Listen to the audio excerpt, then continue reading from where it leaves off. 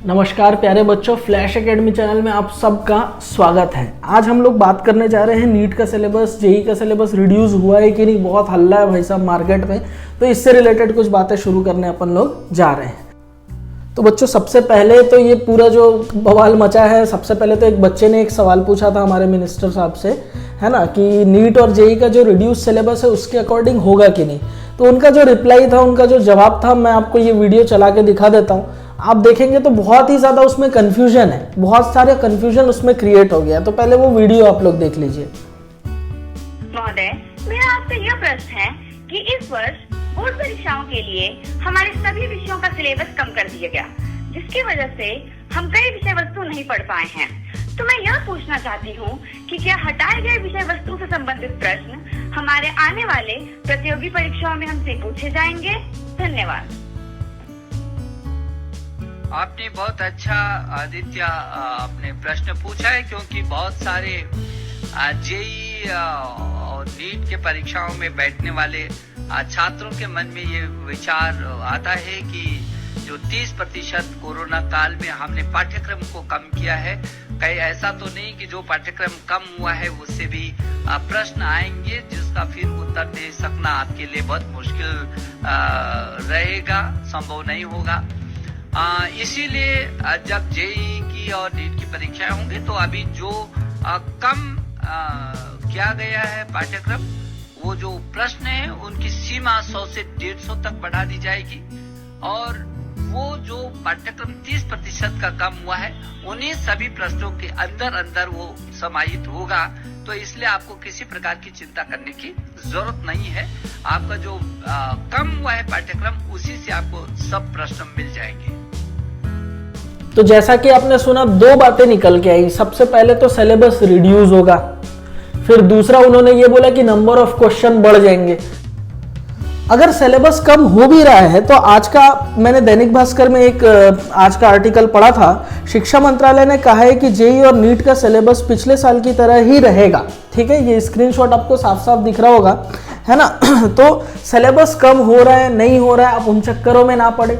आपको तो फिलहाल क्या करना है, अपनी पढ़ाई प्रिपरेशन जिस हिसाब से चलने दे रहे थे वैसे ही चलने दे। आधे लोग क्या है, यूट्यूब में भीड़ मचा दी है, सबको नंबर 1 ट्रेंडिंग आना है, सब न्यूज़ चैनल की तरह आएंगे, फटाफट बोल के चले जाएंगे, ये सिलेबस हट गया, ये हो गया, कमाल की बातें, स्ट्रेटेजीज निकालेंगे, है ना, आपको प्रिपरेशन वीडियो बताएंगे, नोट्स देंगे। अरे भाई, टीचर के लिए पूरा सिलेबस पढ़ाना वो उसकी रेस्पॉन्सिबिलिटी है, हम तो तैयार है आपको पढ़ाने के लिए।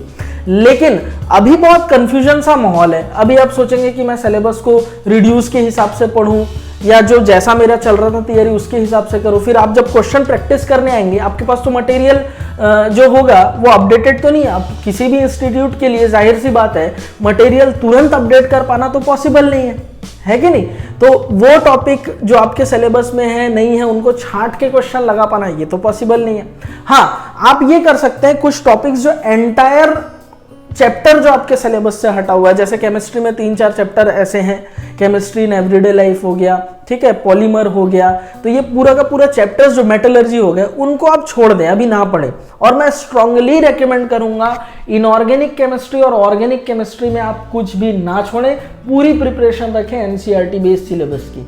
ऐसा मैं क्यों बोल रहा हूं, देखो क्या होता है, जो पोर्शन ये बहुत कोरिलेटेड टॉपिक्स होते हैं, इसमें कई चीजें जो है केमिकल बॉन्डिंग की ब्लॉक केमिस्ट्री से रिलेट कर रही होती है। अब वो अगर इधर से हट गया, क्या पता उसका एप्लीकेशन किसी और चैप्टर में यूज हो रहा हो। तो मैं स्ट्रांगली रेकमेंड करूंगा बच्चों, अभी आप आपकी प्रिपरेशन जिस डायरेक्शन में जिस तरीके से चल रही थी वैसे ही चलने दे।